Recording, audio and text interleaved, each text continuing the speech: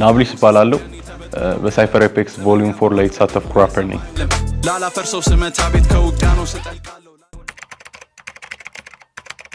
ወደ ሊሪክሶቹ ስንሄድ እኔ ብዙ ጊዜ በግጥሞቼ የማስተላልፋቸው ሀሳቦች ጊዜን፣ ትናንትን፣ ዛሬን፣ ነገን ፕላስ በጀርባችን ላይ ያለ የተለያዩ ታሪኮችን፣ ሀሳቦችን ለማስተላለፍ እሞክራለሁ። ለምሳሌ ስንመለከተው አገባቡ ምንድነው የሚለው? ትንቢተ አበው ሲጻፍ ያኔ ተበጥብጦ ቀለም ጥበብ ያብብ አስቀድሞ የሰማዩን ዓለም አፈሮ ያፍር ለማብቀል ዘር ቢጥሉ ከለም አይኳረፍ እጅም ከብር ሂፓፕ ካልሽ ለዓለም የሚለው የመጀመሪያዎቹ 4 ቨርሶች ምንድነው? ጊዜን ከተመለከትን በተለያየ ጊዜ የተለያዩ የበቁ ሰዎች ትንቢት ይናገሩ ነበር። በቀደመው ዓለም በቀደመው ሀገራችን ውስጥ ማለት ነው። የጥበብ መጀመሪያ ፈጣሪ መፍራት ነው ስለሚል በየትኛውም የሪሊጅን አቲቲዩድ የሰማዩን ዓለም አስቀድሞ ጥበብ ያብብ ነበር። ሲቀጥል ለምሳሌ አይኳረፍ እጅን ከብር ፋካልሽ ላለ ከዛ እንደ ኢንትሮዳክሽን ነው ሙሉ የተለያዩ ግጥሞችን የጻፉበት የመጀመሪያ ፌሴ ስለሆነ ላይክ ማን እንደሆንክ በተወሰነ መልኩ ለመግለጽ ነው። ላልታሰራ አንቀሳሰር ከበርባሩ ተሰጥማለሁ አውደ ነገስቱን ጉደል ሰሙ የኔን መናዝል ስሜ ዳሩ ከዱዳሌ ቃላቴ ነው ቀን የሚያዝ ይላል። ለምሳሌ ላላፈርሰው ስመታ ቤት በግጥሞች ውስጥ ቤት እመት አለው ግን አይፈርስም። ያ ቤት በተደጋግሜ ራይም አረጋለሁ። ያ ቤት ግን አይፈርስም። ላላፈርሰው ስመታ ቤት ከውቅያኖስ ጠልቃለሁ። ሀሳቦቹ የሚተላለፉት ሀሳብ ከውቅያኖስ የጠለቁ ናቸው። ላላፈርሰው ስመታ ቤት ከውቅያኖስ ጠልቃለሁ ላልታሰራ አንቀሳሰር ከበርባሩ ተሰጥማለሁ አውደ ነገስቱን ብትገልጡ የተሰሙ የኔን መናዝል ስሜ ዳሩ ከዱዳሌ ቃላቴ ነው ቀን የሚያዝ ይላል። አውደ ነገስት ማለት ተያያዥ የሆኑ ሀሳቦች ፊውቸርን ምናምን ነገር ለመተንበይ በቀደመው ጊዜ ሰዎች ይጠቀሙበት የነበረ ቴክኖሎጂ ልንለው እንችላለን። ኤኒ ታይፕ ኦፍ ቲንግ ላይክ ህይወትን የሚያቀል ነገር ቴክኖሎጂ ስለሆነ ማለት ነው። it deals with the zodiac signs and the astrological world።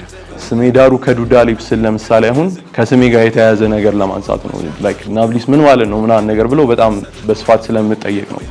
ናብሊስ ማለት ፕሪሺየስ ጄም ማለት ነው። ዘመን ዘመንን አርክሶ ቢንቁት ያማኝ ገደል ከታቦቱ አይቀድም ፊቱ ያኔ ሲመለሱ ከድል ሊኑር ብያ ቅጄ ነበር ጆሮዬን አርጌው በድን ናብሊስ ስሜ ትዝ ሲለኝ መጣውን ጥበብ ላድን ነው የሚለው። ዘመን ዘመንን አርክሶ ቢንቁት ያማኝ ገደል ማለት አሁን ላይ ዛሬን እየኖርን ሁሉም ሰው እየተጨነቀ ያለው ስለ እለት ተለት ኑሮ ነው እንጂ ስለ ትናንት አይደለም። ትናንት ግን ብዙ የሚያስተምራቸው ነገሮች አሉ። ከትናንት ውስጥ ጥሩ ታሪክ ሊኖር ይችላል፣ መጥፎ ታሪክ ሊኖር ይችላል። ስለዚህ ጥሩም ሆነ መጥፎ ነገር ብዙ የሚተላለፉ ነገሮች አሉ። ስለዚህ አሁን እየተናቀ ነው አንዳንድ ነገሮች፣ አንዳንድ ታሪኮች ዘመን ዘመንን አርክሶ ማለት ነው። ቢንቁት ያማኙን ገደል እዛ ያኔ ምን ይላል? ያኔ ከታቦቱ አይቀድም ፊቱ ያኔ ሲመለሱ ከድል ታቦቱ ሳይቀድም እነሱ ከድል ሲመለሱ አይቀድሙም ነበር። ለዛም ነው ታቦት ከዘመተ ሆ ብለው የሚዘምቱት ትልቅ ክብር ለማንነታቸው፣ ለሀገራቸው፣ ለእምነታቸው ትልቅ ክብር ስለነበራቸው እና ከታቦቱ አይቀድም ፊቱ ያኔ ሲመለሱ ከድል ያልኩባት ባር ዳትስ ዋይ። እሺ ኤፔክስ ኢንተርቴይንመንት እንደ ኢንተርቴይንመንት ብቻ አይደለም እንደ ፋሚሊ ነው። እጅግ በጣም ብዙ ልጆችን ታለንት ኖሯቸው አቅሙ የሌላቸውን ብዙ ልጆች እያወጣ እኔንም ጨምሮ በጣም ብዙ ልጆችን እያወጣ ያለ እየረዳ ያለ በጣም አሪፍ ኤፔክስ ኢንተርቴይንመንት ነው። ከዚህ በተጨማሪ ያው የተለያዩ ታለንት ያላችሁ ልጆች ተስፋ ባለመቁረጥ መቀጠል አለባችሁ። የእናንተም ጊዜ ይመጣል። መጪው ጊዜ ብሩህ የሚሆን ይመስለኛል ከኤፔክስ ኢንተርቴይንመንት ጋር። ማመስገን የምፈልጋቸው ሰዎች ያው በጣም ብዙ አሉ። መጀመሪያ ያው ፈጣሪያችንን በደንብ ማመስገን እፈልጋለሁ። ከዛም በተጨማሪ ያው እናቴን፣ ቤተሰቦቼን፣ ሁሉንም ይሄ ነው ማለት አልችልም። ጓደኞቼን ታውቁታላችሁ ራሳችሁን።